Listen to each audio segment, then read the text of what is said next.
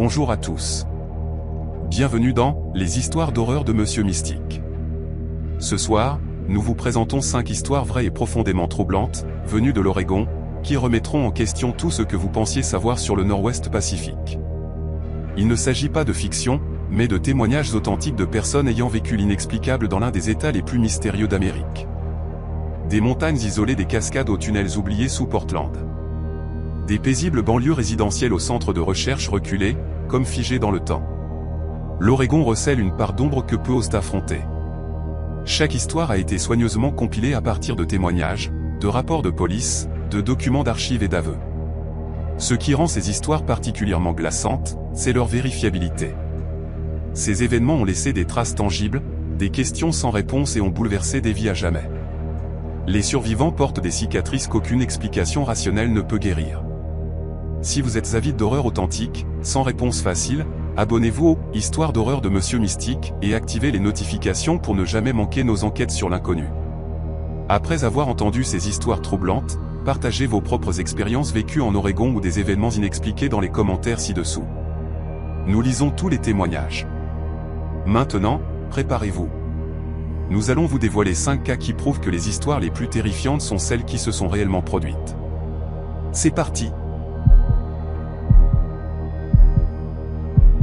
Edward disait toujours que l'Oregon était l'endroit où l'on allait pour disparaître. Il le disait en plaisantant lorsqu'il avait chargé sa voiture et quitté la Californie derrière lui. Mais en arrivant dans les cascades, cette phrase avait perdu son côté humoristique. Elle était devenue une promesse. Il voulait s'effacer d'une vie devenue une succession de factures impayées, de relations brisées et d'ambitions inachevées. Lorsqu'il tomba sur l'annonce d'une cabane perdue dans les bois près d'Oak Ridge, cela lui sembla être la réponse à une question qu'il n'avait jamais osé poser à voix haute. L'annonce la décrivait comme la Thornberry Cabin, un nom qui semblait porter son propre poids. Rustique, isolé, sans voisins à des kilomètres à la ronde. Les photos montraient une structure en forme de A, usée par le temps, enveloppée d'une épaisse végétation. Le genre d'endroit où le monde extérieur ne pouvait pas vous atteindre, à moins que vous ne l'invitiez. Le propriétaire ne l'avait jamais rencontré en personne. Juste une voix au téléphone, un email avec un contrat de location, et une facture numérique pour 3 semaines payées d'avance. Lorsqu'il se gara sur le chemin de gravier et aperçut la cabane à travers les arbres, le soleil était presque couché, et le ciel avait la couleur terne d'une ardoise. Il coupa le moteur et resta un instant assis, écoutant le tic-tac du métal chaud qui refroidissait dans l'air montagnard. Il y avait un silence ici, un silence qui n'existait nulle part ailleurs. Pas de bourdonnement d'autoroute, pas de sirène, pas de bruit humain, juste le vent dans les arbres et le craquement occasionnel d'une branche invisible qui cédait. Pour la première fois depuis des mois, il sentit quelque chose se dénouer dans sa poitrine. À l'intérieur, la cabane était basique mais confortable. Une pièce principale avec une petite cuisine dans un coin, une cheminée en pierre, et un escalier étroit menant à une mezzanine avec un lit sous un toit incliné. L'endroit sentait le cèdre ancien et la poussière, mais il était propre. Une pile de bûches attendait près de l'âtre, et un mot manuscrit était posé sur le comptoir de la cuisine. Bienvenue, Edward. La clé est dans la porte. L'eau vient de la pompe derrière. Pas de réseau, mais il y a une ligne fixe pour les urgences. Respectez la propriété, et elle vous respectera. Il supposa que l'initiale appartenait au propriétaire, le même homme dont le nom figurait sur le contrat, identique au sien. Il trouva cela étrange pendant une demi-seconde, puis il éclata de rire en se disant que c'était une coïncidence. L'Oregon regorgeait de gens avec des noms anglais anciens. C'est ce qu'il se répéta en déballant ses affaires. Les premiers jours se déroulèrent exactement comme il l'avait espéré. Il se réveillait avec la lumière matinale filtrant à travers les arbres, préparait du café sur l'ancien poêle à gaz, et passait des heures assis à la table en bois brut, son ordinateur portable ouvert et son téléphone éteint dans son sac. Il était venu ici pour enfin terminer le livre qu'il prétendait écrire depuis 3 ans. Il se disait que l'isolement était exactement ce dont il avait besoin, pas de distraction, pas d'excuses. Au bout du 3e jour, il n'avait à peine écrit 10 pages. Les mots ne venaient pas, et chaque fois qu'il essayait de les forcer, ses yeux se perdaient vers la fenêtre, vers le mur d'arbres qui semblait pressé contre la cabane. Il se surprit à sortir plus souvent, à arpenter le périmètre de la clairière, à scruter la forêt comme s'il s'attendait à voir quelque chose l'observer. Il n'y avait rien. Et c'était ce rien qui le dérangeait plus qu'il ne l'aurait dû. Le 5e jour, il remarqua quelque chose d'anormal. C'était insignifiant, presque imperceptible. Il avait laissé sa tasse sur le comptoir de la cuisine la veille au soir, à moitié pleine de café froid. En descendant l'escalier le lendemain matin, il la trouva dans l'évier, rincée, avec une éponge posée sur le bord du bac. Il la fixa longuement, essayant de se souvenir s'il l'avait déplacée la nuit précédente et avait simplement oublié, attribuant cela à la fatigue. C'était possible. Il était resté éveillé tard, à parcourir d'anciens brouillons, à la recherche d'une étincelle d'inspiration. Peut-être l'avait-il lavé machinalement. Cette explication tint jusqu'au 7e jour. Il se réveilla peu après le lever du soleil, la lumière grise filtrant dans la mezzanine. Il descendit l'escalier, se frottant les yeux, et s'arrêta net au bas des marches. La chaise à la table, sa chaise, était tirée comme si quelqu'un venait de s'enlever. Son ordinateur portable, qu'il fermait toujours la nuit, était ouvert. L'écran était éteint, mais le couvercle était indéniablement soulevé. Il avança lentement, comme si un mouvement brusque aurait pu déranger quelque chose d'invisible. Son premier réflexe fut de vérifier la porte. Le verrou était tiré. La chaîne était toujours en place. Les fenêtres étaient toutes verrouillées, les cadres rigides avec l'âge. Aucun signe d'effraction. Sur l'écran, lorsqu'il effleura le pavé tactile, un document était ouvert. C'était son brouillon, le même fichier sur lequel il travaillait depuis une semaine. Sauf qu'à la fin, 3 nouvelles lignes avaient été ajoutées, écrites dans une police identique à la sienne. Je suis toujours là. Tu n'es pas le premier. Tu ne seras pas le dernier. Son cœur battait à tout rompre. Il se dit que c'était probablement un bug, un texte corrompu provenant d'une ancienne section qu'il avait supprimée. Il fit défiler le reste du document, cherchant des doublons, des fragments. Rien d'autre d'inhabituel. Il effaça les lignes, enregistra le fichier, et passa le reste de la journée à faire semblant de ne pas être troublé. Il essaya de travailler, mais ses yeux ne cessaient de se porter vers les coins de la pièce, vers la porte, vers le plafond. Il entendait de petits bruits qu'il n'avait pas remarqués auparavant. Le léger grincement des planches du grenier quand personne ne marchait dessus. Le frottement délicat de quelque chose contre le mur extérieur, comme une branche traînée d'avant en arrière. Lorsque la nuit tomba, il alluma un feu et se dit qu'il était ridicule. C'était une vieille bâtisse. Bien sûr qu'elle grinçait. Cette nuit-là, il rêva que la cabane était pleine de gens. Il ne pouvait pas voir leur visage, mais il savait qu'ils étaient assis à la table, debout près des fenêtres, alignés le long de l'escalier. Il était assis sur sa chaise tandis qu'ils se pressaient autour de lui. Un souffle froid sur sa nuque, chuchotant des choses qu'il ne pouvait pas comprendre. Lorsqu'il se réveilla, sa gorge était irritée, comme s'il avait parlé pendant des heures. Le 10e jour, il trouva le journal. Une planche était desserrée dans le mur derrière le lit de la mezzanine. Il l'avait remarqué dès le début, mais l'avait ignoré, plus préoccupé par son manque de progrès que par les bizarreries de la cabane. Ce matin-là, incapable de se débarrasser de la sensation que quelque chose n'allait pas, il tira dessus. La planche se détacha facilement, révélant une cavité étroite remplie de poussière et d'un petit livre relié de tissu.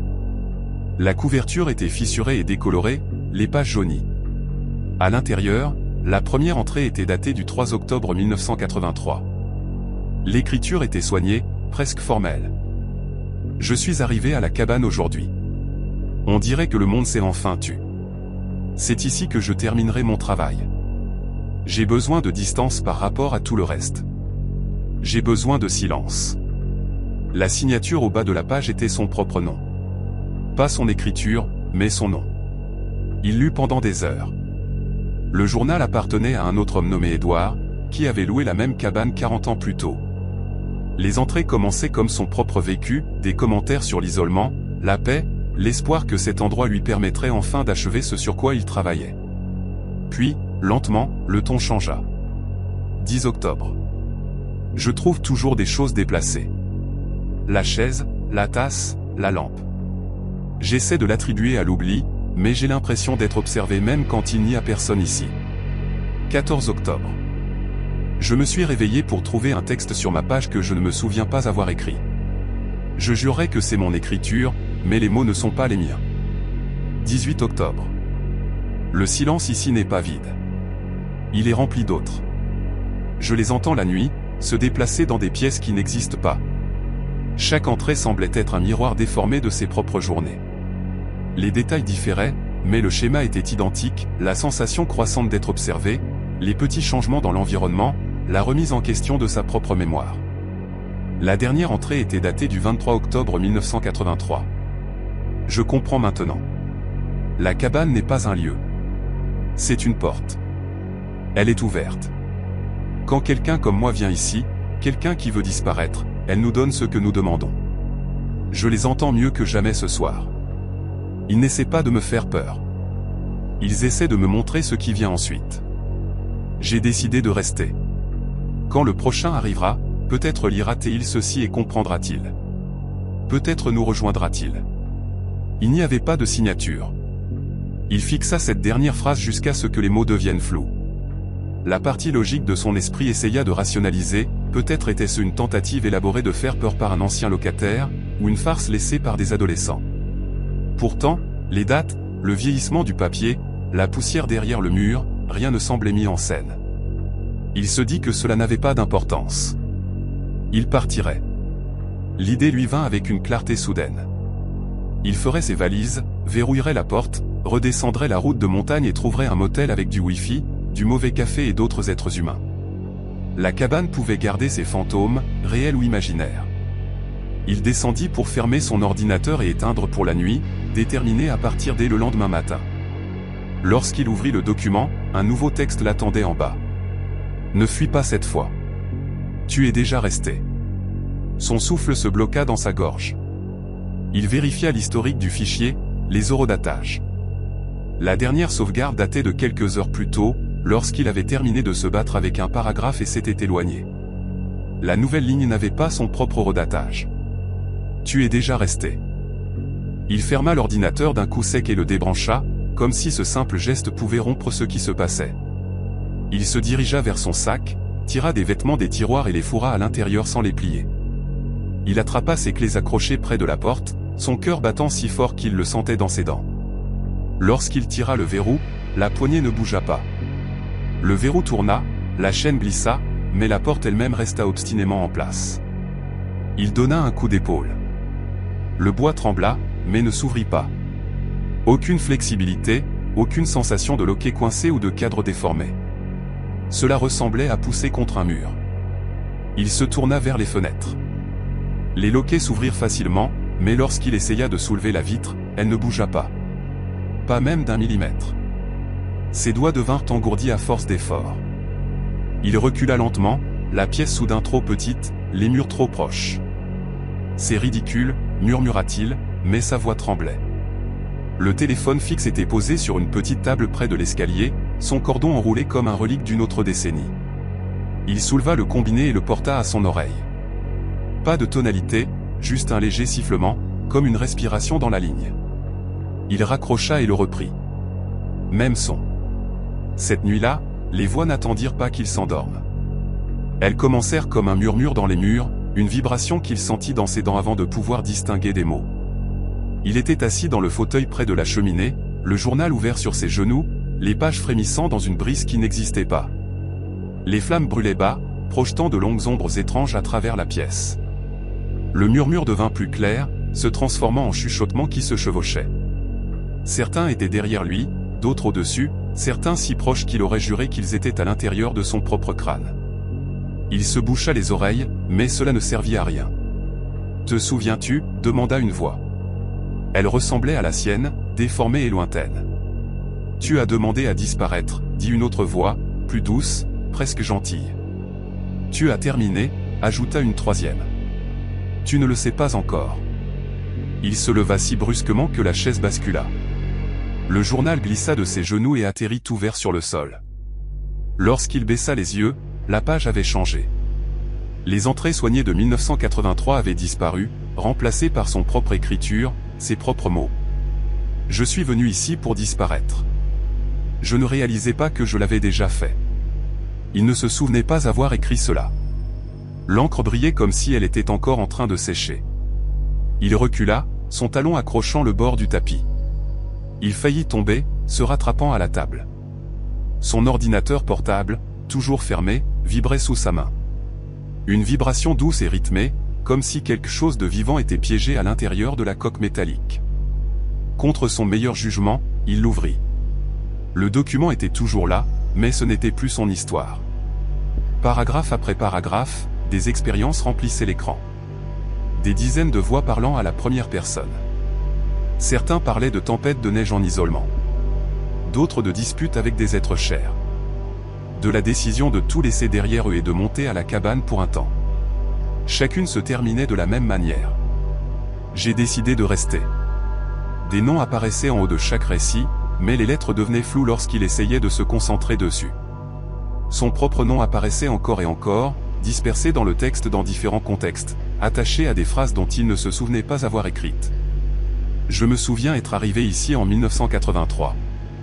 Je me souviens être revenu après le divorce en 1997. Je me souviens de la dernière fois où j'ai essayé de partir. Il claqua l'ordinateur portable et le repoussa. Pour le reste de la nuit, il resta assis dans le coin entre la cheminée et le mur, son dos pressé contre le bois rugueux. Il surveillait la porte. Il surveillait les fenêtres. Les voix ne s'arrêtèrent pas, mais elles devinrent plus douces, plus lointaines, comme une station de radio qui s'éloigne. À un moment donné, il dut s'assoupir, car lorsqu'il rouvrit les yeux, la lumière filtrait à travers les fissures des rideaux. Le matin apporta une forme de courage ténu. Les choses semblaient toujours moins terrifiantes à la lumière du jour. Il se dit que tout ce qui s'était passé, tout ce qu'il avait vu, pouvait s'expliquer, le stress, l'isolement, peut-être même une fuite de gaz de l'ancien poêle qui lui brouillait l'esprit. Il n'était pas piégé ici. Il refusait d'y croire. Il essaya à nouveau la porte. Cette fois, elle s'ouvrit avec un gémissement réticent. L'air froid de la montagne se précipita à l'intérieur, net et pur, remplissant ses poumons de quelque chose proche du soulagement. Il sortit, s'attendant à moitié à trouver le monde altéré, les arbres réarrangés, le ciel d'une autre couleur. Tout semblait identique. La voiture était là où il l'avait laissée. Le gravier crissait sous ses bottes. Il déverrouilla la porte, jeta son sac sur le siège passager et se glissa derrière le volant. Le moteur démarra au deuxième essai. La radio grésilla, puis capta une station en plein milieu d'une vieille chanson. Cela semblait ordinaire, bénignement ordinaire. Il sortit de la clairière et prit la route de terre étroite. Les arbres se refermèrent autour de lui, les branches s'étendant au-dessus pour former une voûte qui bloquait la majeure partie du ciel. Il garda les yeux rivés sur les deux traces faibles devant lui, les mains crispées sur le volant. Après 10 minutes, la route tournait brusquement à gauche, comme lors de son arrivée. Il prit le virage et ne vit que des arbres. Aucune continuation de la route, aucune brèche dans la végétation, juste un mur de troncs, de fougères et de mousse. Il arrêta la voiture, le cœur battant, et descendit. Les feuilles craquaient sous ses bottes alors qu'il avançait, s'attendant à chaque instant à ce que l'illusion se brise, à ce que le chemin caché se révèle. Il n'y avait rien. Il écarta les branches, s'érafla les mains contre l'écorce, cherchant la terre durcie de la route. Elle avait disparu. Il se retourna lentement. La cabane se dressait exactement là où elle avait toujours été, encadrée par des arbres qui semblaient plus proches qu'auparavant. La clairière semblait plus petite, l'air plus lourd. Il réalisa alors qu'il n'avait jamais vérifié une carte. Il avait suivi des instructions vagues envoyées par email, roulé là où son GPS avait cessé de fonctionner, fait confiance à la route pour le mener là où il devait aller. Il n'avait ni coordonnées, ni adresse physique, rien pour ancrer cet endroit dans le monde réel, à part quelques lignes de texte sur un écran. Lorsqu'il rentra à l'intérieur, le journal l'attendait sur la table, ouvert à la dernière page. Une nouvelle entrée était apparue sous celle de 1983. L'encre brillait encore. 23 octobre. J'ai essayé de partir à nouveau. La route a disparu. La cabane est tout ce qu'il reste maintenant. Je comprends pourquoi ils sont restés. Je disparaissais déjà, morceau par morceau. Ici, au moins, je suis quelque chose. Je suis une voix ajoutée au cœur. Quand le prochain arrivera, il lira ceci. Il pensera qu'il est différent. Il ne le sera pas. Il reconnut l'écriture cette fois. C'était la sienne. Si vous demandiez à Edouard aujourd'hui combien de temps il est resté dans cette cabane, il ne pourrait pas vous le dire. Les jours se confondaient, marqués seulement par la longueur des ombres et le son du vent. Parfois, il croyait entendre une voiture sur la route, un moteur lointain qui s'approchait. Chaque fois qu'il sortait pour regarder, il ne voyait que la même forêt immobile. Certaines nuits, lorsque le feu brûlait bas et que les voix devenaient les plus fortes, il se retrouvait à la table, l'ordinateur portable ouvert, ses doigts se déplaçant sur les touches, alors qu'il jurait ne pas les guider. Il écrivait sur des vies qui n'étaient pas les siennes, sur des hivers qu'il n'avait jamais vécus et des étés dans des décennies où il n'était pas né. Chaque histoire se terminait de la même manière. J'ai décidé de rester. Si vous cherchez dans les registres fonciers la Thornberry Cabin, vous ne la trouverez pas. Le numéro de parcellaire sur son contrat de location ne correspond à rien dans le comté. Le fil de discussion par email confirmant sa réservation a disparu de son compte, remplacé par un seul message non lu provenant d'une adresse sans expéditeur. La ligne d'objet n'est que son nom, et le corps du message est vide. Parfois, dans ses rêves, il est de retour dans son ancien appartement, entouré de cartons non déballés et de avis de retard. Il est au téléphone, écoutant une voix amicale lui expliquer que la cabane est parfaite pour quelqu'un qui veut s'éloigner de tout. Il s'entend dire oui. Il dit toujours oui. La dernière ligne du journal, celle dont il ne se souvient jamais avoir écrit mais qu'il trouve chaque fois qu'il l'ouvre, est simple. Si vous lisez ceci, vous êtes déjà resté plus longtemps que vous ne le vouliez. La route ne sera pas là quand vous ferez demi-tour. La cabane est patiente. Elle a tout son temps. La question n'est pas de savoir si vous partirez. La question est de savoir combien de temps il vous faudra pour admettre que vous l'avez déjà fait. Je n'ai jamais connu Camilla de son vivant. Au moment où j'ai entendu son nom pour la première fois, elle était déjà sous terre depuis 3 mois, et on m'annonçait que j'héritais de tout ce qu'elle avait laissé derrière elle. L'appel est arrivé un matin gris de mars, le genre de journée oregonaise où les nuages sont si bas qu'on a l'impression de pouvoir les étaler dans le ciel avec la paume de la main. J'étais à la petite table de ma cuisine à Portland, à moitié éveillé, en train de faire défiler mes emails et de siroter un café tiède. Mon téléphone s'est illuminé avec un numéro inconnu provenant d'une petite ville dont je n'avais jamais entendu parler. Normalement, je laissais ces appels basculer sur la messagerie vocale, mais quelque chose m'a poussé à répondre. L'homme à l'autre bout du fil s'est présenté comme un avocat du comté de Klamath. Il m'a demandé de confirmer mon nom complet, ma date de naissance et le nom de jeune fille de ma mère. Je me suis préparé à une tentative de recouvrement de dettes, mais au lieu de cela, il m'a dit très calmement que j'avais été mentionné dans le testament d'un parent récemment décédé. Elle s'appelait Camilla. Je lui ai répondu qu'il devait se tromper. Je n'avais aucun parent nommé Camilla. Mon arbre généalogique était petit et douloureusement familier. Ma mère était fille unique. Moi aussi. Mes grands-parents du côté maternel étaient morts lorsque j'étais au collège. Les rares cousins que nous avions s'étaient éloignés depuis des années. Il m'a expliqué que Camilla avait été la sœur aînée de ma grand-mère. Apparemment, il y avait eu une brouille bien avant ma naissance. Personne n'avait jamais jugé bon de me dire que ma grand-mère avait une sœur qui était partie vivre à la campagne près du lac Cratté, avait acheté une ferme, et était devenue une recluse. Elle n'avait jamais marié, n'avait jamais eu d'enfant, et selon l'avocat, elle avait tout laissé à son parent le plus proche. C'était moi. J'aurais dû me sentir chanceux. Au lieu de cela, j'ai ressenti une sorte de crainte réticente. La propriété, m'a-t-il dit, était une vieille ferme sur 40 acres de terre, à environ 1 heure du lac Cratté. Il y avait quelques économies, pas grand-chose, assez pour couvrir les impôts pendant quelques années si je décidais de ne pas vendre. Il m'a suggéré de venir voir avant de prendre une décision. Peut-être pourrais-je la rénover, la louer, ou même m'y installer. La façon dont il l'a dit faisait de cette proposition un nouveau départ. À l'époque, ma vie à Portland n'inspirait pas une loyauté particulière. J'étais coincé dans un emploi de détail sans issue, en retard sur mon loyer, et toujours en train de me remettre d'une rupture qui m'avait vidé plus que je ne voulais l'admettre. L'idée d'une maison entièrement payée, même délabrée, au milieu de nulle part, semblait être une opportunité que je serais stupide d'ignorer. J'ai dit que je viendrais le week-end suivant. Le trajet jusqu'à la propriété m'a emmené hors de l'autoroute principale, au-delà des routes touristiques habituelles, et sur des chemins plus étroits qui serpentaient entre des bosquets sombres de pins. Peu à peu, les signes de présence humaine se sont raréfiés. La dernière station-service que j'ai vue était à 30 km en arrière. Mon réseau mobile a disparu quelque part entre un virage et un autre, les barres clignotant avant de s'éteindre, comme si quelqu'un avait tendu la main et pincé le signal. Les instructions de l'avocat étaient précises. Tournez à gauche à la boîte aux lettres rouillées sans nom. Suivez la route de gravier sur 3 km. Traversez le ruisseau, puis continuez jusqu'à ce que vous voyiez la clôture. La boîte aux lettres est apparue exactement là où il l'avait dit. La route de gravier, plus nid de poule que sol solide, griffait mes pneus. Lorsque j'ai finalement traversé le ruisseau peu profond et gravi la petite colline de l'autre côté, j'ai vu la clôture. Au-delà, au milieu d'une clairière entourée de bois dense, se dressait la ferme. Ce n'était pas la ruine effondrée à laquelle je m'attendais. La peinture blanche s'écaillait, mais la structure était intacte. Le toit semblait solide.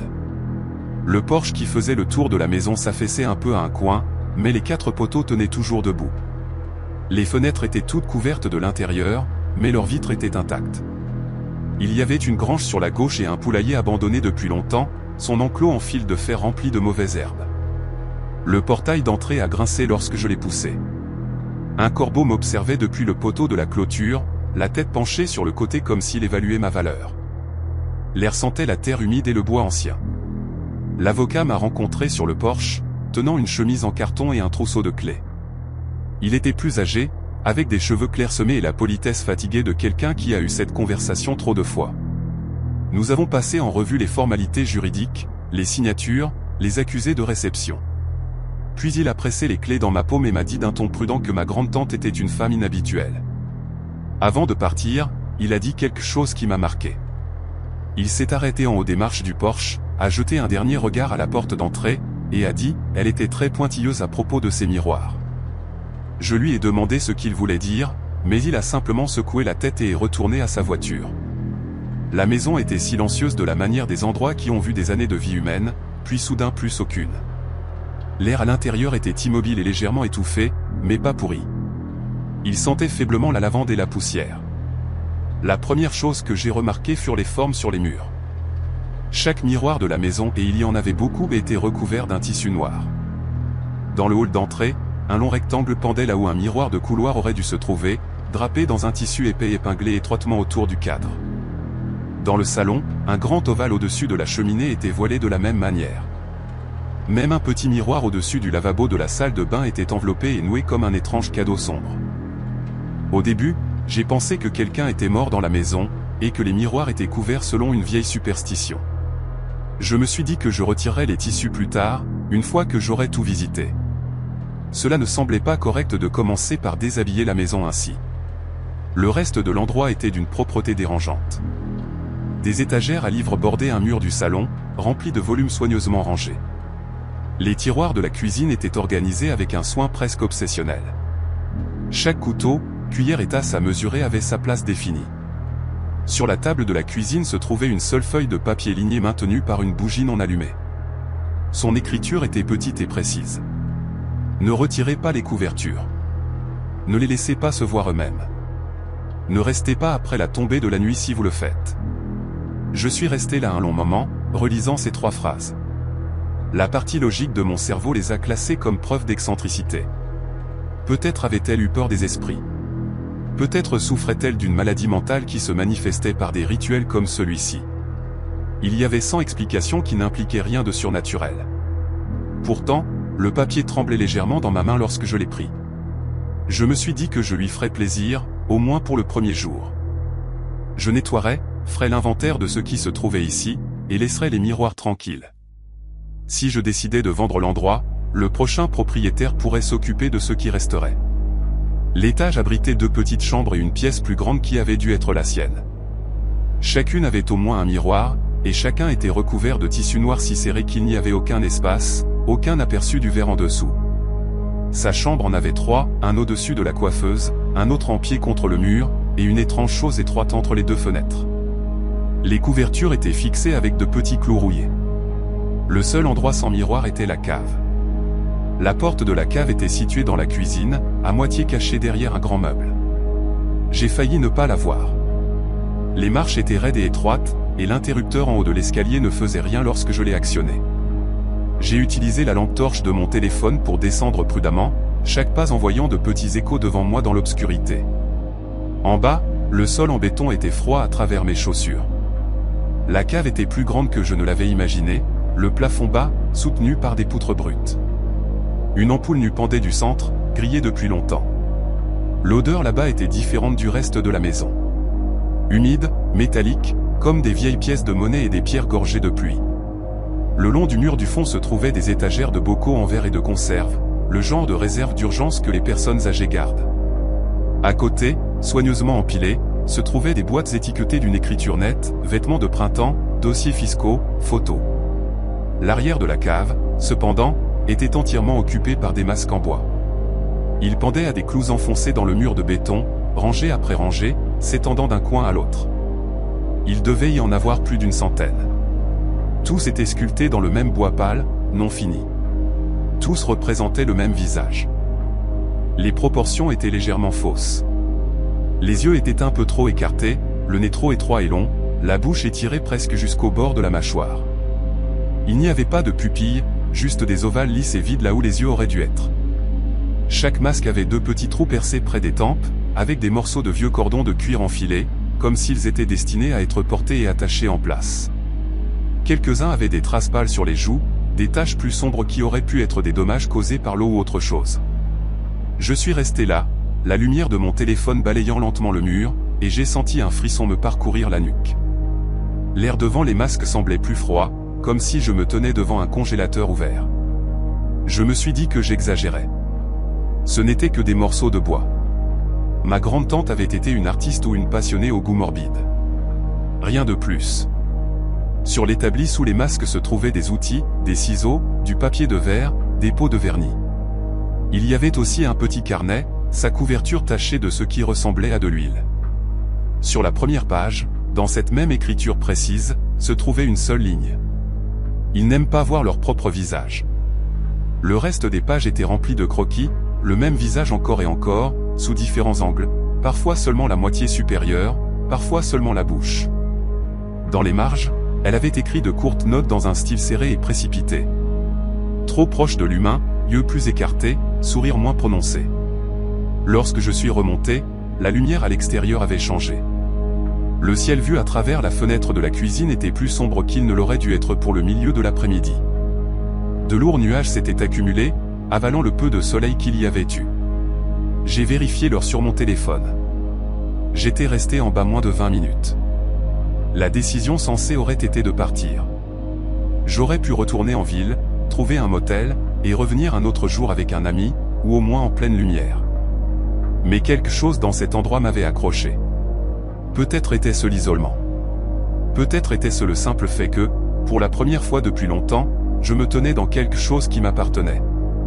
J'ai décidé de rester jusqu'au coucher du soleil, de tout fermer, et de partir. Aucune raison de surréagir à cause de quelques artisanats effrayants et de miroirs couverts. Le vent s'est levé vers 16 heures. J'étais dans le salon en train de parcourir des livres lorsque la première rafale violente a frappé le côté de la maison. Les fenêtres ont tremblé. Une tuile desserrée quelque part sur le toit a claqué et craqué comme une aile brisée. Puis j'ai entendu le tapotement. Au début, c'était faible, comme des brindilles frôlant le verre. J'ai pensé qu'une branche à l'extérieur était prise dans le vent. Le bruit est devenu plus fort, plus insistant. Un tapotement sec et rapide, comme des jointures frappant une vitre. Cela venait de toutes les directions à la fois. Je me suis déplacé de pièce en pièce, le rythme cardiaque montant, écoutant. Dans le couloir, les miroirs couverts semblaient bourdonner, le tissu se soulevant presque imperceptiblement dans une brise que je ne pouvais pas sentir. Dans la cuisine, le bruit était le plus fort près de la porte arrière, où une fenêtre étroite donnait sur la cour. Son rideau était assez fin pour que je puisse distinguer une silhouette sombre derrière, pressée contre la vitre.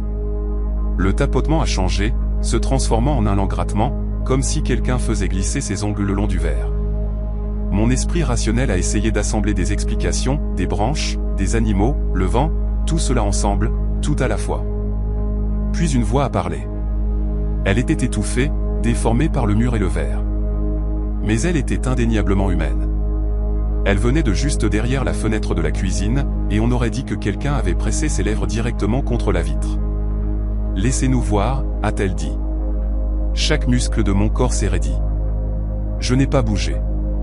Je n'ai pas respiré. Le tapotement a repris, plus frénétique cette fois. Il n'était plus limité à la cuisine. Il venait de chaque mur, de chaque fenêtre, de chaque miroir couvert. Il était au-dessus de moi et en dessous, dans les tuyaux, dans les planchers. La maison vibrait avec ce bruit. « Laissez-nous voir », a répété la voix. Cette fois, on aurait dit qu'il y en avait plusieurs, se chevauchant, désynchronisés. J'ai reculé de la fenêtre, gardant les yeux fixés sur le rideau. Son tissu tremblait sous la force de ce qui se trouvait de l'autre côté. Les tissus noirs sur les miroirs ont commencé à s'agiter, bien qu'il n'y ait pas de courant d'air. Les clous qui les maintenaient frémissaient dans le bois. La note sur la table de la cuisine a traversé mon esprit. Ne retirez pas les couvertures. Je ne l'ai pas fait. J'en avais envie. C'était le pire. Une curiosité profonde et laide en moi voulait arracher le tissu, presser mon visage contre le verre et voir ce qui demandait, savoir quelle forme faisait ce bruit. Au lieu de cela, j'ai attrapé mes clés, me suis précipité vers la porte d'entrée et l'ai ouverte d'un coup sec. Le vent m'a frappé en plein visage, apportant avec lui des morceaux de feuilles sèches et de la poussière. Le ciel dehors était une feuille solide gris foncé. Les arbres autour de la clairière s'agitaient, leurs branches se pliant comme s'ils essayaient de s'arracher. À chaque fenêtre de la maison, aussi loin que je pouvais voir, quelque chose pressait contre le verre de l'intérieur. Pas des mains, pas exactement. Les impressions ressemblaient à des visages poussant vers l'avant, leurs traits déformés par la barrière entre nous. Les formes s'étiraient et se déformaient, des bouches s'ouvrant et se fermant en cris silencieux et sans mots. Là où les tissus noirs couvraient les miroirs à l'intérieur, les vitres des fenêtres alignées avec eux étaient claires, comme si ce qui essayait de passer ne pouvait pas tout à fait trouver son chemin.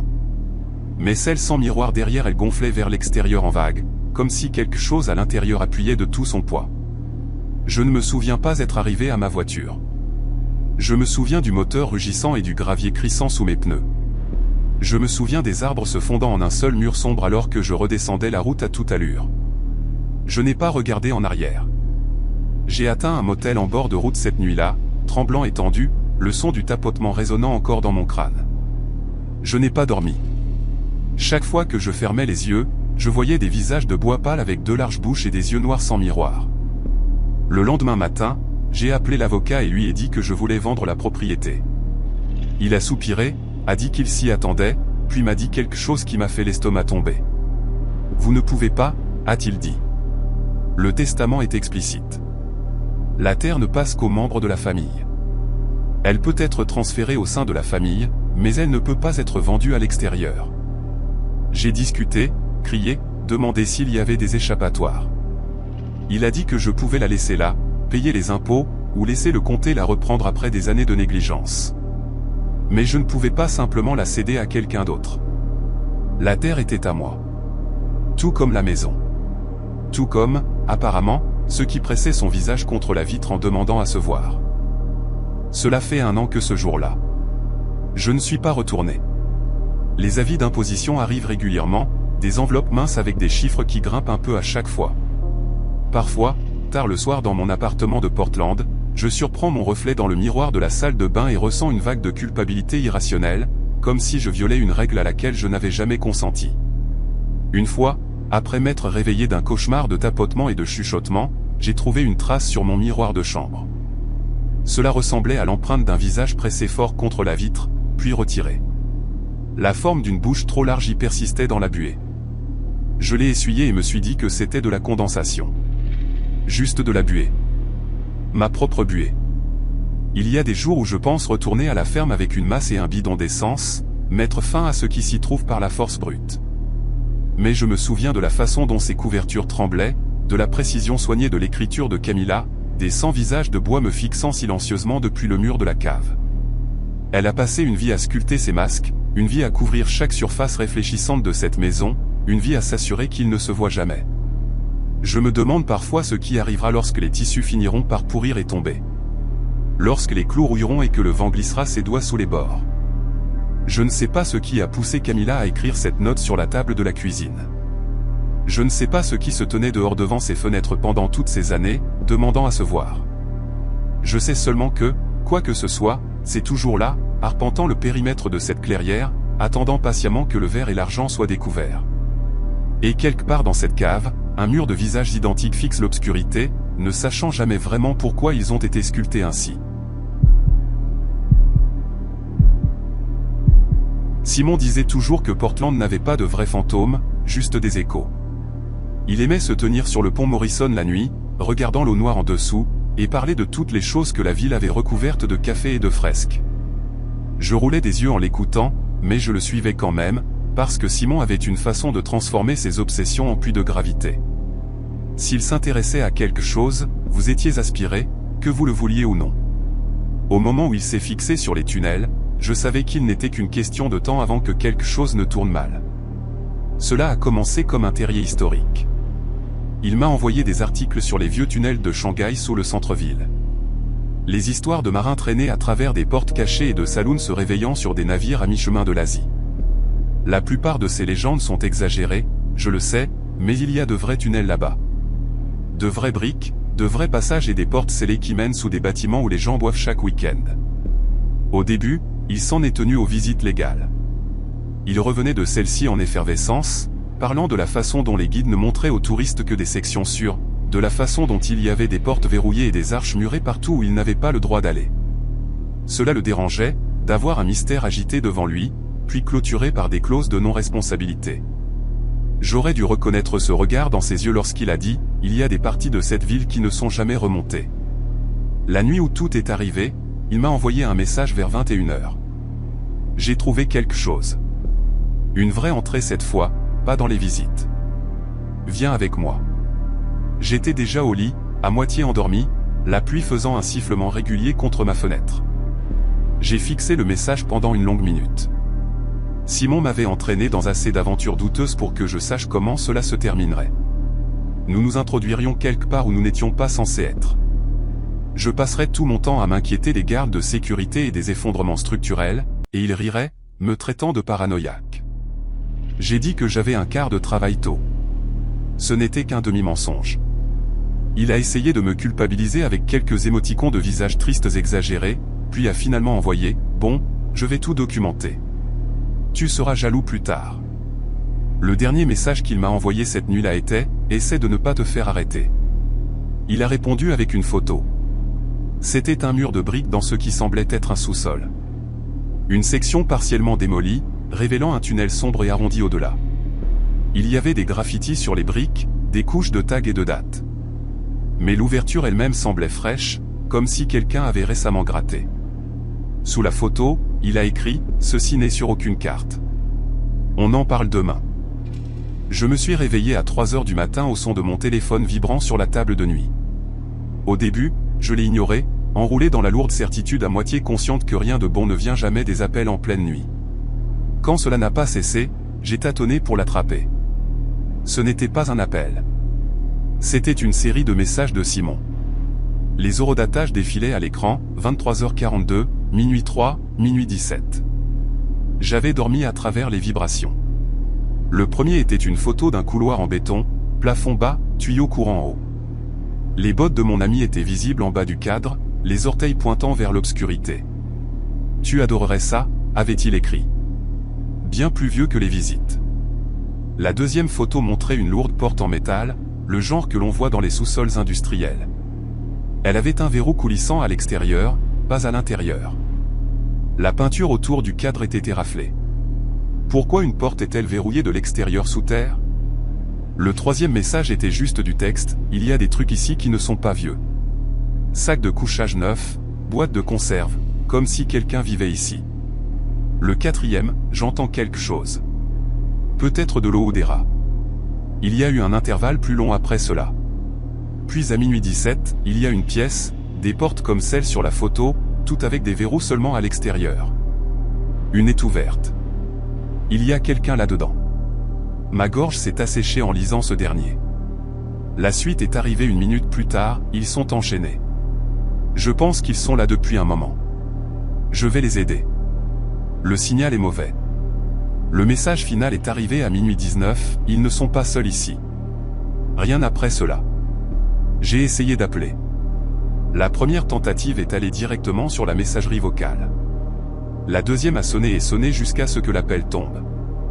J'ai rappelé, cette fois au 911, mes doigts maladroits sur l'écran, expliquant à la dispatcherie que mon ami était quelque part sous Portland dans des tunnels qui n'existaient peut-être pas officiellement. Cela sonnait fou même à mes propres oreilles. J'ai transféré les photos et les messages lorsqu'ils l'ont demandé, leur ai envoyé la dernière localisation GPS des métadonnées des images. L'officier qui m'a rencontré en centre-ville une heure plus tard avait l'air patient de quelqu'un qui gère une autre histoire d'ivrogne.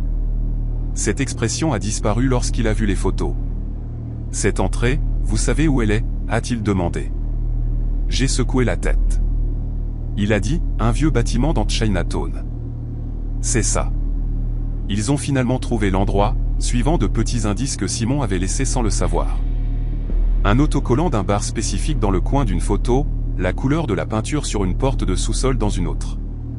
J'ai regardé les officiers disparaître dans un escalier d'un bâtiment condamné, et je ne me suis jamais senti aussi impuissant de ma vie.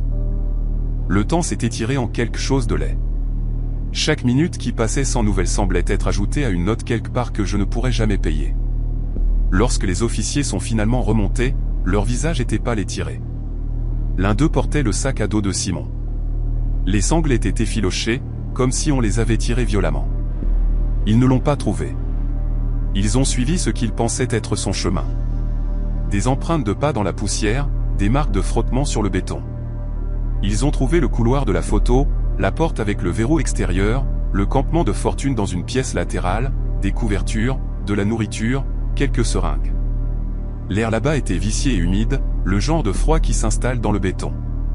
Il y avait du sang sur un mur, une traînée à hauteur d'épaule, traînée vers le bas. Le laboratoire a dit plus tard qu'il correspondait à l'ADN de Simon. La piste menait à une section où le plafond s'était partiellement effondré. Des vieilles briques et des tuyaux brisés obstruaient le passage. Au-delà des décombres, l'obscurité attendait. Trop instable pour creuser, m'a dit l'officier. On dirait qu'une partie du système de tunnel s'est effondrée. S'il est passé par là. Il n'a pas terminé sa phrase. Il n'en avait pas besoin. Ils ont cherché pendant 3 jours. Avec des chiens, un radar pénétrant le sol, des cartes des archives de la ville montrant où le tunnel aurait dû être. La moitié ne correspondait pas à ce qu'ils voyaient sous terre. Des sections entières manquaient, tandis que d'autres existaient là où il aurait dû y avoir de la terre solide. Ils n'ont jamais trouvé de corps.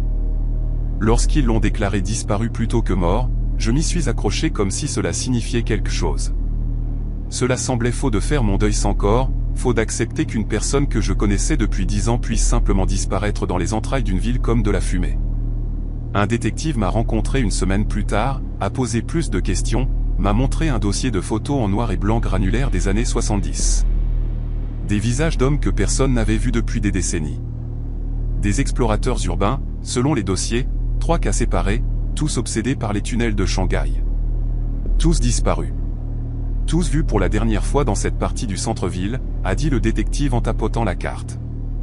Nous pensons qu'il y a un réseau là-bas qui n'est pas officiellement documenté. Les gens utilisent ces espaces depuis longtemps, pas toujours pour des choses légales. Des gens comme qui, ai-je demandé. Il avait l'air fatigué. Des gens qui ne veulent pas être trouvés. Des gens qui ont besoin d'endroits pour mettre des choses que le reste d'entre nous préfère ne pas connaître. Il a fermé le dossier et baissé la voix. Je vais vous donner un conseil non officiel. Arrêtez de descendre dans le terrier. Laissez-nous nous en occuper. Ceux qui utilisent ces tunnels ne veulent pas de visiteurs. J'ai hoché la tête, mais une partie de moi a refusé de s'arrêter de chercher. J'ai fouillé dans de vieux journaux, des forums, des rumeurs. Il y avait des histoires de gens entendant des cris à travers des grilles d'égout au milieu de la nuit, de graffitis frais qui apparaissaient dans des sous-sols scellés. Il y avait des messages de comptes anonymes parlant de ceux qui ne sont jamais remontés. Rien de tout cela ne m'a rapproché de savoir ce qui s'est passé après ce dernier message. 6 mois plus tard, un mardi matin, j'ai reçu une carte postale. Pas d'adresse de retour. Cachet de Portland. Sur le devant, une photo standard de la ligne d'horizon de la ville avec le mont Hood en arrière-plan. Au dos, dans l'écriture serrée et désordonnée que je connaissais mieux que la mienne, 6 mots, arrête de chercher. Je les garde en sécurité. Pas de signature, juste l'initiale S. Je l'ai apporté au détective. Il l'a examiné, la mâchoire se serrant. La police scientifique a confirmé plus tard que l'écriture correspondait à des échantillons qu'ils avaient des anciens formulaires de location de Simon. L'encre était fraîche. La carte avait été postée 3 jours plus tôt. Cela pourrait être un canular, a dit le détective. Quelqu'un qui vous embrouille, quelqu'un qui a vu les infos. Où c'est lui? Je n'ai pas répondu. Je vis toujours à Portland. Je traverse encore les ponts la nuit parfois, regardant l'eau bouger comme quelque chose de vivant dans l'obscurité. Je ne peux pas m'approcher de Chinatown sans sentir les poils de mes bras se dresser. Chaque ruelle ressemble à un endroit qui pourrait cacher un escalier menant vers le bas. Chaque porte d'accès dans un trottoir me fait penser à des verrous déverrouillés du mauvais côté. Les gens aiment parler des tunnels de Shanghai comme s'il s'agissait d'une histoire morte. Des curiosités assainies pour les visites de fantômes et les quiz de bar. Je sais mieux maintenant. Ce qui est sous cette ville n'a pas fini avec nous. Il y a des vies entières là-bas. Des histoires scellées sous la brique et le béton, enchaînées dans des pièces que personne n'était censé trouver. Si cette carte postale vient vraiment de Simon, cela signifie qu'il a fait un choix que je ne comprends pas. Si c'était une cruelle blague, alors quelqu'un d'autre est là-bas en train de lire ces mots, regardant des gens comme lui s'approcher assez pour disparaître. Dans les deux cas, lorsque les trottoirs sont silencieux et que les regards d'hommes brillent sous la pluie, je me surprends à écouter des échos qui n'appartiennent pas à la surface. Je garde mes distances, mais les tunnels sont toujours là, respirant sous tout. Ma grand-mère Dorothy était le genre de femme qui documentait tout. Elle gardait les reçus dans des enveloppes classées par année, enregistrait chaque conversation téléphonique sur des cassettes, et remplissait des classeurs de recherche généalogique remontant à 8 générations. Lorsqu'elle est morte, j'ai hérité de plus que sa maison en dehors de Salem. J'ai hérité de boîtes de cassettes, de carnets, et d'un enregistrement audio que j'aurais préféré ne jamais écouter. Elle vivait seule depuis près de 10 ans. Mon grand-père est décédé alors que j'étais encore au lycée. Après cela, Dorothy s'est plongée dans des projets d'histoire locale. Elle a interviewé des descendants de familles de l'Oregon Trail, transcrit de vieilles lettres, et passé des heures aux archives du comté, tirant des dossiers des années 1840. Elle aimait le passé plus que le présent. Peut-être parce que le passé semblait plus sûr, plus connaissable. Lorsqu'elle a commencé à m'appeler au printemps 2020, sa voix portait une étrange excitation que je n'avais pas entendue depuis des années. Elle m'a dit qu'elle enregistrait des sons dans sa maison la nuit, pas des tuyaux qui craquent ou des poutres qui se stabilisent. Des voix. Au début, j'ai pensé qu'elle était confuse. Peut-être glissait-elle vers une démence précoce. J'ai suggéré qu'elle fasse vérifier son audition, peut-être qu'elle voit un médecin. Elle a ri de moi, de ce rire sec et craquant qu'elle avait, et a dit « Je ne perds pas la tête. J'ai des preuves. » Elle m'a envoyé un CD une semaine plus tard. La pochette était étiquetée de son écriture soignée, enregistrement du grenier, 12 avril. Je ne l'ai pas écouté tout de suite. J'étais occupé, distrait, et une partie de moi ne voulait pas entendre ce qu'elle s'était convaincue être réel. Ce n'est qu'après l'enterrement, alors que je triais ses affaires dans cette maison silencieuse, que j'ai finalement trouvé le lecteur CD et appuyé sur lecture. La première piste était un son ambiant, le bourdonnement bas de la maison qui se stabilisait, un craquement lointain, le vent balayant le toit. Puis, faiblement en dessous, j'ai entendu autre chose. Une voix. Non, plusieurs voix, superposées et indistinctes, comme une conversation se déroulant dans une autre pièce à travers une porte fermée. J'ai augmenté le volume et me suis penché plus près. Les mots étaient en anglais, mais le rythme était étrange, formel, presque archaïque. Une voix, masculine et rauque, a dit quelque chose qui ressemblait à « Combien de jours depuis la traversée ?» Une autre voix, plus douce, a répondu « Nous ne comptons plus les jours. » L'enregistrement a continué pendant 11 minutes. Les voix venaient et partaient, parfois claires, parfois perdues sous des parasites. Elles posaient des questions sur les chariots, sur la météo, sur un endroit appelé Barlow Road. Une voix répétait sans cesse la phrase « Toujours en marche, toujours en marche ». Je me suis assis par terre dans son grenier, le lecteur posé sur mes genoux, et j'ai senti quelque chose de froid s'installer dans ma poitrine. Dorothy avait fait ses recherches. J'ai trouvé son carnet à côté d'une pile d'autres CD, chacun soigneusement daté et étiqueté. À l'intérieur, elle avait écrit des notes dans les marges, croisant ce que disaient les voix avec des registres historiques. Elle les avait identifiés comme des membres du groupe Mick Cutoff, un groupe de colons qui avait pris un détour désastreux hors de l'Oregon Trail en 1845. 23 personnes de ce groupe n'ont jamais été retrouvées. Elles ont disparu quelque part dans les montagnes des Cascades et ont été présumées mortes. Mais Dorothy ne pensait pas qu'elles étaient mortes. Elle pensait qu'elles étaient perdues. Une entrée dans son carnet daté du 3 mai disait « Ils ne comprennent pas qu'ils sont partis. Ils pensent qu'ils voyagent encore. » Quand je leur ai demandé depuis combien de temps ils marchent, ils ne peuvent pas répondre. Le temps ne s'écoule pas pour eux comme pour nous. Elle leur parlait. J'ai trouvé d'autres enregistrements, des dizaines. Dans l'un d'eux, Dorothy a demandé directement « Où êtes-vous maintenant ?» La réponse est venue après une longue pause, lointaine et creuse, toujours en traversée, nous voyons la crête, mais elle ne se rapproche jamais. Depuis combien de temps traversez-vous? Une autre pause, puis, votre temps ne passe pas ici. Le dernier enregistrement qu'elle a fait était daté du 10 juin, 2 jours avant sa disparition. Le fichier était étiqueté « Dernière conversation ». J'ai failli ne pas l'écouter. Mes mains tremblaient lorsque j'ai appuyé sur le bouton. Et pendant un moment, j'ai envisagé de jeter toute la pochette de CD à la poubelle et de m'éloigner de ce que c'était. Mais j'avais besoin de savoir.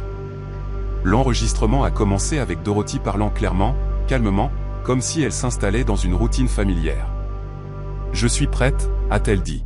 « Montrez-moi où vous êtes. » Un silence a suivi, s'étirant pendant près d'1 minute.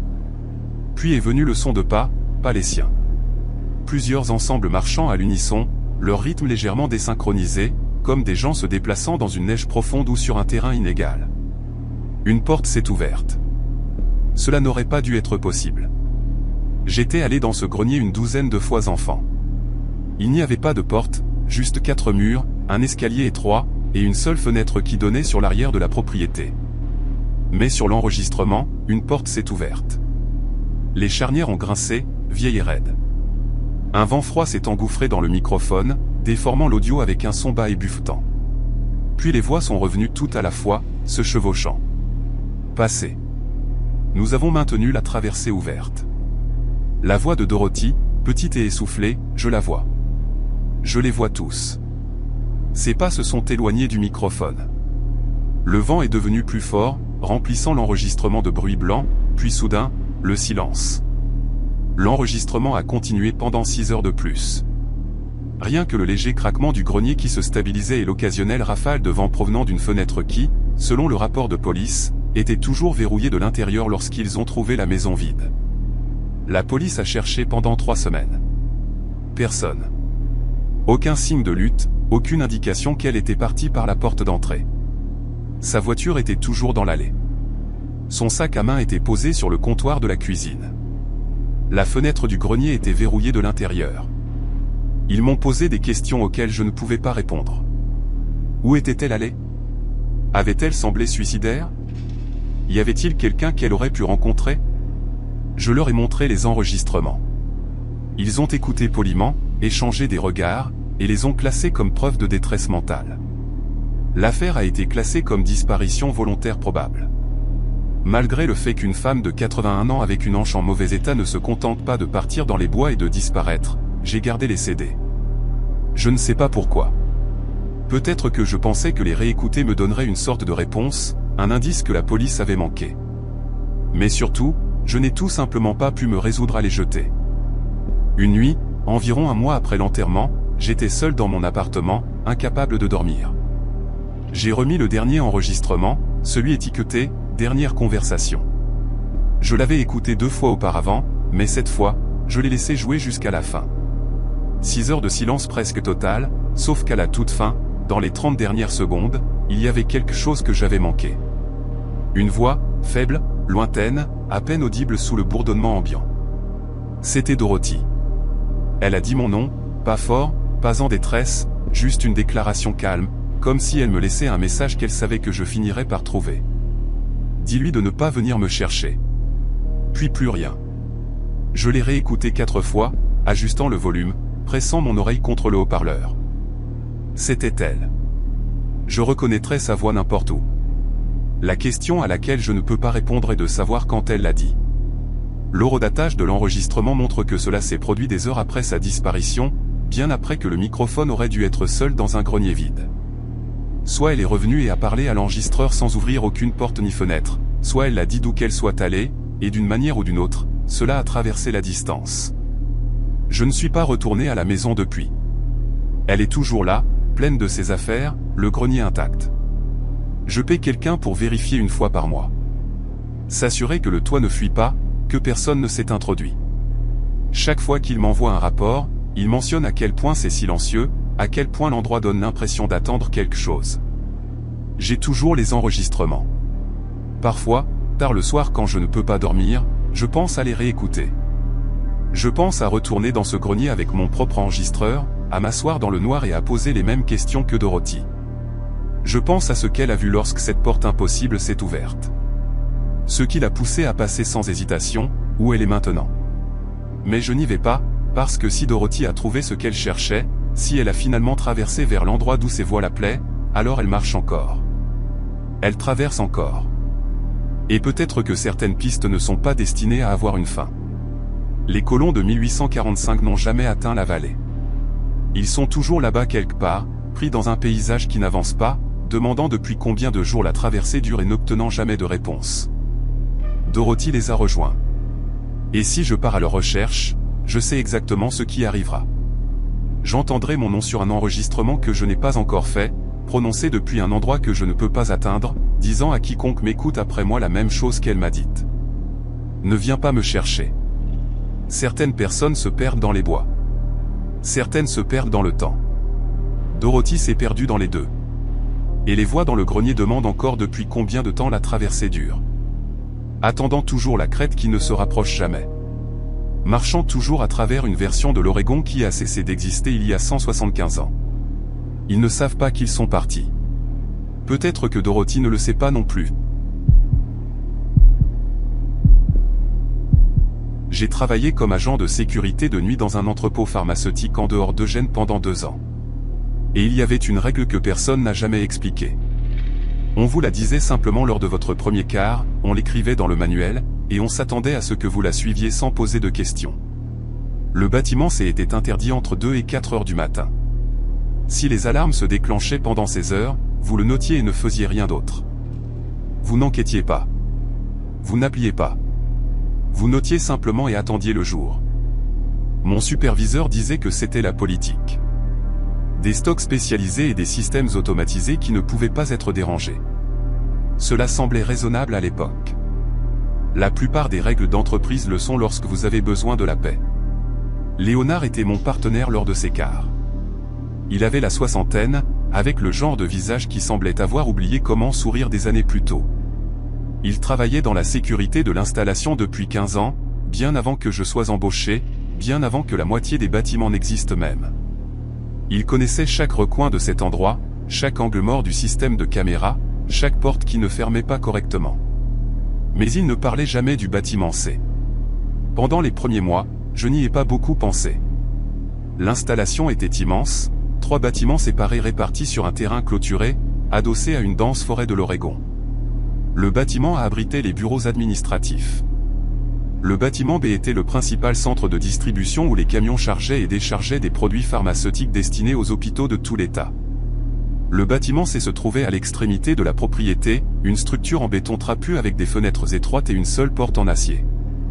Il semblait plus ancien que les 2 autres, comme s'il avait été là en premier, et que tout le reste avait été construit autour. Les caméras couvrant le bâtiment C étaient toujours fonctionnelles, toujours en train d'enregistrer. Je l'ai vérifié une 12aine de fois par quart par pur ennui. Des couloirs vides, des lumières fluorescentes, des rangées d'étagères métalliques empilées de cartons non étiquetés. Rien ne bougeait jamais là-dedans. Sauf entre 2 et 4 heures du matin, lorsque les lumières scintillaient. Juste 1 ou 2 fois, à peine perceptible à moins de fixer l'écran. Léonard remarquait toujours. Il se redressait sur sa chaise, se penchait vers les moniteurs et observait le bâtiment C avec une intensité qui me faisait frissonner. Il ne disait jamais rien. Il regardait simplement jusqu'à ce que l'heure passe et que les lumières cessent de scintiller. Puis il se calait à nouveau, se versait plus de café et faisait semblant que rien ne s'était passé. Je lui ai posé la question une fois, peut-être 4 mois après le début du travail. C'était une nuit calme. Aucune livraison, aucune alarme, juste nous deux et le bourdonnement des ordinateurs du bureau de sécurité. Qu'est-ce qu'il y a vraiment dans le bâtiment C ? Ai-je demandé, essayant de paraître décontracté. Léonard ne m'a pas regardé. Il a gardé les yeux sur les moniteurs. Des stocks spécialisés. Oui, mais quel genre ? Le genre sur lequel on ne pose pas de questions. J'ai ri, pensant qu'il me taquinait. Il n'a pas ri en retour. Écoute, a-t-il dit, se tournant enfin vers moi. Tu as l'air d'être une personne décente. Alors je vais te dire la même chose que j'aurais aimé qu'on me dise quand j'ai commencé. Ne pose pas de questions sur le bâtiment C. N'y entre pas pendant les heures interdites. Et si jamais tu vois quelque chose sur ces caméras qui n'a pas de sens, tu l'oublies la seconde où ton quart se termine. Pourquoi? Qu'est-ce qui arrive si je ne le fais pas? Il m'a regardé longuement, puis s'est retourné vers les écrans. Les gens qui posent trop de questions ne travaillent pas ici très longtemps. Cela aurait dû suffire à me faire taire. Ce ne fut pas le cas. L'incident s'est produit 6 mois après mon arrivée, un mardi soir en octobre. L'air avait cette morsure froide et humide qui précède le premier gel. Léonard et moi étions à mi-chemin de notre car lorsque l'alarme du bâtiment s'est déclenchée à 2h47 du matin. Le protocole était clair, notez l'incident. Ne rien faire. Mais cette fois, Léonard s'est levé. « Quelqu'un est là-dedans » a-t-il dit. J'ai jeté un coup d'œil au moniteur. Les couloirs étaient vides. Les caméras ne montraient rien d'autre que les rangées habituelles d'étagères et de portes fermées. Les caméras sont claires, ai-je dit. Les caméras ne les montrent jamais. La façon dont il l'a dit m'a fait l'estomac tomber. Pas il. Il était déjà en train de se diriger vers la porte, enfilant sa veste. J'ai attrapé son bras. Léonard, nous ne sommes pas censés y aller. Tu le sais. Il m'a regardé et, pour la première fois depuis que je le connaissais, j'ai vu quelque chose de proche de la peur dans ses yeux. Je sais. Mais si quelqu'un est là-dedans pendant les heures interdites, ils ne ressortent pas de la même manière qu'ils y sont entrés. Qu'est-ce que ça veut dire? Il n'a pas répondu. Il s'est simplement dégagé et est sorti dans le froid. J'aurais dû rester dans le bureau. J'aurais dû appeler le superviseur, suivre le protocole, laisser quelqu'un d'autre s'en occuper. Au lieu de cela, j'ai suivi Léonard à travers le parking sombre vers le bâtiment C, le faisceau de ma lampe torche traçant des arcs faibles à travers la brume. La porte en acier était fermée, mais pas verrouillée. Léonard l'a poussée lentement, et l'odeur nous a immédiatement frappés. Antiseptique et autre chose. Quelque chose d'organique et de mauvais, comme de la viande laissée trop longtemps dans une pièce chaude. Le couloir à l'intérieur était exactement tel qu'il apparaissait sur les caméras, lumière fluorescente, étagère métallique, sol en béton, vide. Mais l'air était différent, plus lourd. Il pressait contre mes oreilles comme si nous étions descendus dans un sous-sol, alors que nous étions au niveau du sol. Léonard a avancé, sa lampe torche balayant les étagères. Je suis resté près de lui, mon pouls battant dans ma gorge. Nous sommes passés devant des rangées de cartons, tous non étiquetés, tous scellés avec un ruban adhésif épais.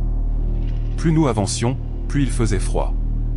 Au bout du couloir principal se trouvait une porte que je n'avais jamais vue sur les flux des caméras. Elle était lourde, industrielle, avec une petite fenêtre en verre renforcée à hauteur des yeux. Léonard s'est arrêté devant elle, sa main sur la poignée. « Ne l'ouvre pas » ai-je chuchoté. Il a regardé à travers la fenêtre à la place. Ce qu'il a vu l'a fait reculer si vite qu'il a failli me renverser. Son visage était devenu pâle, sa respiration courte et superficielle. « Nous devons partir » a-t-il dit. « Tout de suite. »« Que as-tu vu ?»« Nous devons partir. » Il a attrapé mon bras et m'a tiré vers l'entrée, se déplaçant plus vite que je ne pensais qu'un homme de son âge pouvait le faire. Nous étions presque à la porte lorsque les lumières se sont éteintes. Pas de scintillement, pas d'affaiblissement. Juste éteinte d'un coup, nous laissant dans une obscurité absolue. J'ai tâtonné pour trouver ma lampe torche, mes mains tremblant si fort que j'ai failli la laisser tomber. Lorsque le faisceau s'est enfin allumé, il a capté quelque chose au bout du couloir. Une silhouette, grande, mince, immobile au centre du couloir. Elle était trop loin pour distinguer les détails, mais la posture était étrange. Les proportions étaient fausses. La façon dont elle se tenait parfaitement immobile, comme si elle attendait. Léonard m'a poussé vers la porte. Par maintenant. Nous avons couru. Je ne me souviens pas être retourné au bureau de sécurité. Je me souviens de l'air froid frappant mon visage, du son de nos bottes sur le pavé humide, de la façon dont mes poumons brûlaient. Je me souviens d'avoir claqué la porte du bureau derrière nous et de l'avoir verrouillée.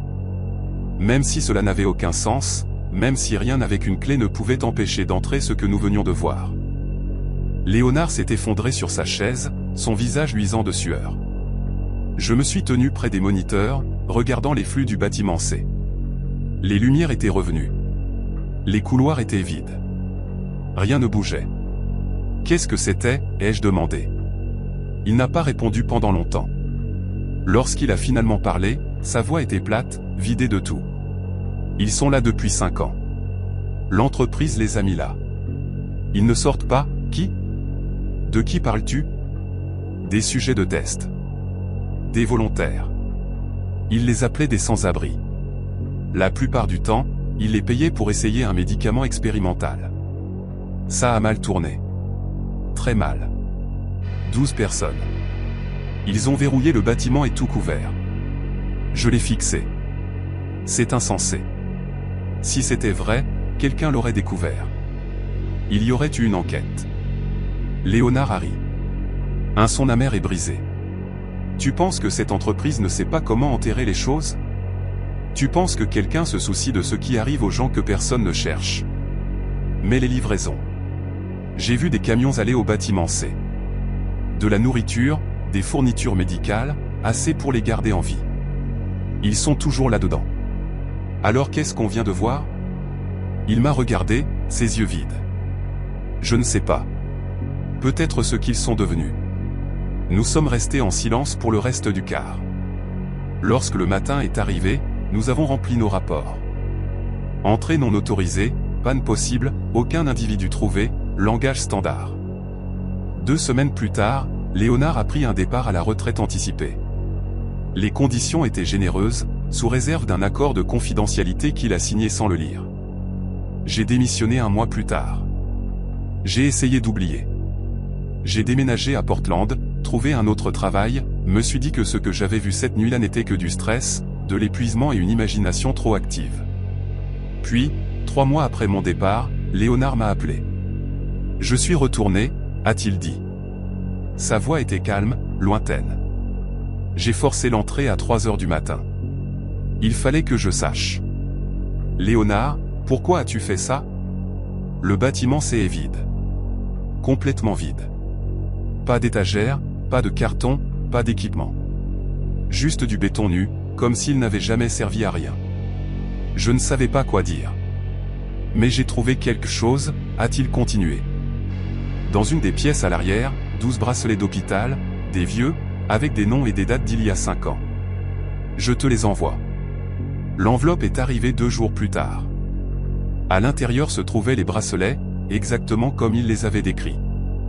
12 noms que je ne reconnaissais pas. Des dates d'octobre 2016. Au fond de l'enveloppe se trouvait un mot manuscrit de l'écriture soignée de Léonard, ils étaient réels. Nous ne l'avons pas imaginé. Ce qui leur est arrivé n'était pas naturel. Et ils sont toujours quelque part dans ce bâtiment. Même si nous ne pouvons plus les voir. Je n'ai plus eu de nouvelles de Léonard depuis. L'entrepôt fonctionne toujours. Le bâtiment C est toujours là, lumières allumées, caméra en marche. Et quelque part entre 2 et 4 heures du matin, lorsque le monde est à son plus calme, les lumières scintillent encore. Je me demande si quelqu'un d'autre a vu ce que nous avons vu. Je me demande si on leur a dit la même chose que Léonard m'a dite. Ne pose pas de questions. N'enquête pas, oublie ce que tu vois. Je me demande combien d'autres marchent avec ce poids, sachant que quelque chose ne va pas, mais n'ayant aucun moyen de le prouver. Aucune langue pour l'expliquer. Tout ce que je sais, c'est ceci, ce qui est dans le bâtiment C est toujours là. Et il attend toujours.